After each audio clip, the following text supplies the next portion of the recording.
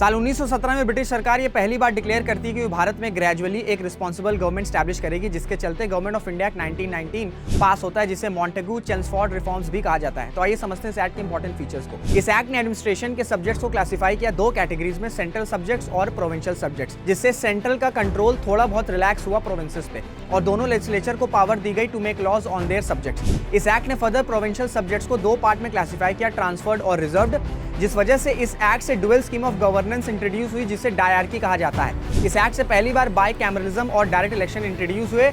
इस एक्ट में प्रोविजन था कि वॉइसरॉय के एग्जीक्यूटिव काउंसिल के 6 मेंबर्स में से 3 मेंबर्स भारतीय होंगे। साथ ही साथ इस एक्ट से कम्युनल रिप्रेजेंटेशन एक्सटेंड हुआ to Sikhs, Indian Christians, Anglo Indians और यूरोपियंस के लिए। एक नया ऑफिस क्रिएट हुआ इस एक्ट से, high commissioner for India London में। पब्लिक सर्विस कमीशन बनाने का प्रोविजन भी इस एक्ट में था। और लास्टली इस एक्ट ने पहली बार प्रोविंशियल बजट को सेंट्रल बजट से अलग किया और प्रोविंशियल लेजिस्लेचर्स को ऑथराइज किया टू इनैक्ट देयर बजट्स।